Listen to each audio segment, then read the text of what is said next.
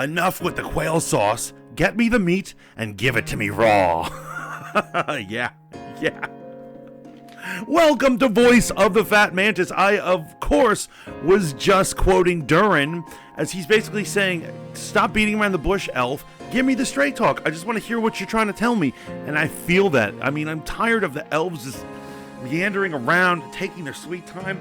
Welcome to my breakdown of episode 5 of The Rings of Power. I believe it's called The Parting or Parting.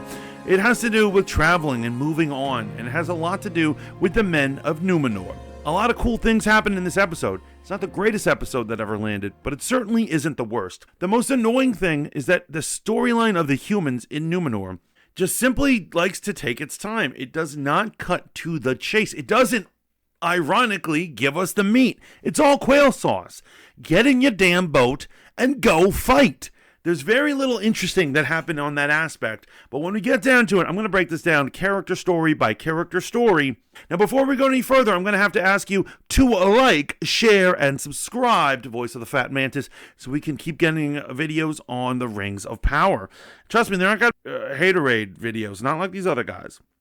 We start off with Nori Brandyfoot and the Meteor Man, and it actually is so heartwarming. I would have to say that you'd have to be a monster not to get something out of it, not to appreciate the love and the joy that's going on in that scene. It starts with her bringing him food, and she's teaching him basic or common or hobbit, whatever language he's going to need to understand that. She's teaching him basic words, and he questions whether he's evil because he brings destruction. He even brought up the whole Firefly point that we talked about in many of our reviews throughout YouTube. Yes, he is a killer of Firefly. Does that make him perilous? She's saying he's good, and she insists that he's good. Well, I think we all know where this is headed. Then we see them traveling. We see him very graciously aiding in their travels, which was very beautiful. And we see all these family-friendly moments where they're joking about, they're singing songs together. It was really heartwarming. Following him down at his meteor strike, days late, if not weeks late, is what appears to be a group of Valkyries. No, not really Valkyries, but they look like the Valkyrie character from The Northman. If you haven't seen The Northman, that's an Alexander Skarsgård movie that came out this year. Amazing. It's apparently not. There's some sort of priestess or anti-priest or whatever, and we all think they're chicks, except their main boss is apparently the real Slim Shady. That's right. The person who's been advertised as Sauron is there, and he's made his first appearance, and it was lackluster. I really wish they had not told us who Sauron was going to be or look like, because now that I know that's Sauron, I'm like, the first scene is him just like looking angrily at a meteor strike. It's just like, and he's late. I mean, what kind of evil lord are you to be so late? Like the hobbits beat you to your prize, right? And so later on, while getting back to our hobbit friends, while they're traveling, they're attacked by these vicious monsters. And of course, our good Meteor Man comes to save them. And he is strongly putting off Gandalf vibes. He even looks like him the way he was handled the Balrog or did other things. An old feeble man who has great power. He casts a spell. He knocks the creatures away. And later on, he almost kills Nori when he's actually trying to heal from his wounds in the water. He's generating off ice. It's that temperature is an allegory for good and evil, meaning that cold is evil and heat and fire is good. And it seems that his body gives off immense amounts of cold, particularly when he uses his power. And it looks almost as if he was praying. Like he's praying to God. Like he's trying to stuff the evil back into him. Which is just beautiful. It's just beautiful because there's good in him. So I know he's giving off strong Gandalf vibes, but I have another theory on this one. I think it's possible that he was designed like he's, the magical equivalent of a clone or designed or an artificial man who has all the powers Sauron's going to use. And the mind of Sauron is in the Slim Shady body. And Sauron wants to absorb, either steal his body or merge with him to create the Dark Lord we all love and know. The problem is that if the clone is left alone, he will gravitate toward good, especially when he's hanging out with the little Harfoots or hobbits or whatever they're calling him this week. I really hope the old man's growing on me. Moving on to our next storyline, that is Bronwyn, our caramel elf, and Theo. Now, Caramel Elf has had the most amount of action and the most amount of like gritty storytelling didn't happen this sequence. As a matter of fact, not much happened in the town square. At the end of the day, the Sauron cult that's been hiding amongst the people of the Southland give in, and like while Bronwyn is trying to be the girl boss and being like, we can fight them, we can do this, the dudes are like, I'm not listening to a woman, and by the way, I worship Sauron, the god of evil, and they all just take off, and they're like, we're gonna go surrender, we're gonna try to do all, we're gonna be all that we can be for the devil's army. Which was just really gross and really messed up. And of course, the devil always wants something in return. So when they get there, Adar, fallen elf leader, demands that their leader kill someone who's like a son to him, someone who works for him.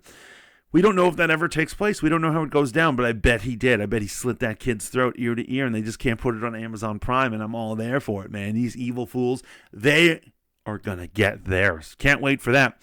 But at the end of that whole sequence, we find out things that are just stupid and idiotic and you don't need to explain. Like, for instance, they find an altar that shows Sauron's helmet hovering over the sword, a statue version of the sword that young Theo has, and they prove that they're like, this is some evil artifact. No, it's an evil artifact. The audience knows it. Anyone who's even laid eyes on it in the context of the story knows it. You don't need to tell us that. For a show that likes to waste its time, that's not something you need to be putting as a plot device.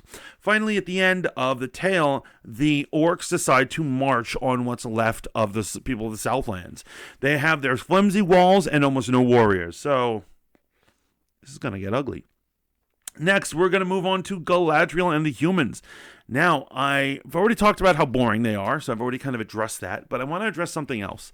And it's called, I'm going to give the writers at Amazon Prime a little writing class. I'm sorry to have to do it to you. So they keep doing this thing where anytime someone needs to be convinced of something in this show, they have a conversation with somebody. And what the conversation usually curtails is the person states the obvious. An example is, I'm going outside. And someone's like, you cannot go outside. And they're like, why? And they give a speech that it's raining and the weather is bad and you could catch a cold. And then the person goes, and then they change their mind. The problem is when writing, particularly heroic statements, inspiring speeches, things like that, the trick is what they're saying to the fictional character has to convince us. If I'm not convinced by the speech somebody gave, I don't feel like it's a heroic moment. Just like today's, Galadriel gives him, I guess, a pep talk as to why Halbrand should stop being a bum and return to being the king of the people of the Southlands. And she says nothing. She's simply like, I want vengeance. It's the right thing to do. And at the end of it, I wasn't even sure that was supposed to be some sort of character moment, but Halbrand, for no reason, gives up something he has been clinging to, being a bum, and decides to be king. And he's like, you know what? She convinced me. She didn't actually convince him. What I'm seeing here, what it visually looks like, is what convinced him is that he wants to sleep with Blondie. Yeah, that was a sexually motivated turn. He's given her what she wants because he thinks he can hit that later on. Because actually the words she said were the least inspiring speech I've ever heard in my life. I've had hobos talk me into parting with a quarter in a more heroic and inspiring fashion than anything Galadriel has not only said in this episode, but any episode before it. Moving on to our man Elrond and the King. Now that's, this section is where I actually quoted earlier in my review of this. They're using mithril as a metaphor for ecological disaster and environmentalism. It's either the mining of the mithril is killing the elf's tree, or just the return of darkness is corrupting their souls, and it puts the elves in kind of a weird situation, and a situation that I'm not super sympathetic to. What basically is happening in this weird mystical way is that their magical tree that represents their souls is being corrupted by that same nasty symbiote stuff we've been seeing on other plants throughout this tail, and it's really rotting the crap out of their magic tree. And it represents what's going to happen to their immortal souls. They are no longer going to be immortal, and as described by Elrond, they're going to be lost in the seas of time. What other species is lost in the seas of time? How about every other species? We all die of old age, and what he's saying is they're no longer going to have immortality. Well, guess what, guy? You're not very convincing. You're not convincing me to go fight for you or do anything or give you anything. Because guess what? Boo-hoo for you. You're not immortal anymore. Guess what? Nobody is. I'm having a real hard time thinking that this is a worthy quest. However, he explains this to his buddy Durin. Worst explanation ever. Wouldn't convince anybody. And Durin must be a really good friend. Because he decides to say, yo, you know what? I'll give you the mithril. What? Let the man age. It's not the end of the world. We all age, man. It's crazy. However, I don't think that's bad writing. I think it speaks more to who and what Durin is. I think he's just a good guy, and I think that it's hard to understand that he's a good guy like that. And so that's beautiful. That's heartwarming. I really like that kind of. I love their dynamic. They're doing great right there. And which cuts back to the end. We unfortunately have to return to the humans. So, I'm going to point out something a little weird. Well, for starters, the only interesting thing that really happened in the human setting is that the queen gets to talk to her father, the true king, who's been in a death-like sleep for years now. And he has a moment of clarity, and he tells her, do not go to the mainland. Do not go to Middle-earth. The only thing you will receive there is death. She decides not to tell anybody, and she decides to go anyway. I don't understand why she would do this. Bad daughter, bad ruler. You just got an old man giving you a premonition. It's just so stupid. But maybe that will be her flaw in this whole thing. But she decides to go anyway. Okay, that's interesting. But as it closes out, here's what's interesting. We've got everybody in the traditional warrior garb of Numenor. That's the main warriors wear white, ivory, scale mail, which looks very dashing, and you can tell whatever army has that to keep things white is a wealthy, well-organized army. And their officers and lords are wearing gold versions of that. And I was like, oh, very dashing. You guys are awesome. Galadriel gets up, and she's wearing clearly elven plate mail. And I'm like, okay. And then we see Halbrand accepting his fate as being the next king of the Southlands. And he's wearing a bronze dark version of the scale mail, showing that's more traditional of the lands of the Southlands because they're working class and it's a poor kingdom. And I'm thinking, you guys got armorers to specifically make armor that's different for each soldier depending on their homeland or racial identity?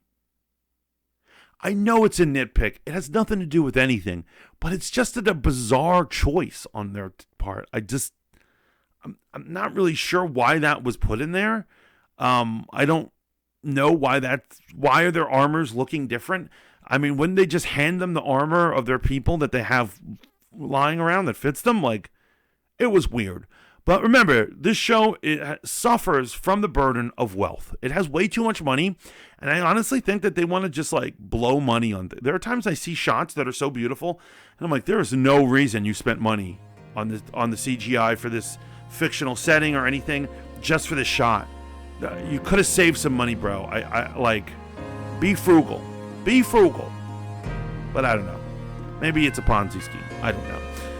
But those are ultimately my thoughts and breakdowns, theories of episode 5 of The Rings of Power. The real question is, what did you think about it? What are your theories? What do you think about this whole armorer thing? Where did she get that elven plate mail? I am confused. But other than that, please leave me some comments. Remember to like, share, and subscribe to Voice of the Fat Mantis for more reviews, breakdowns, and analysis of Rings of Power and other nerddom and all other nerd things that are fit to print. Until next time, ciao for now.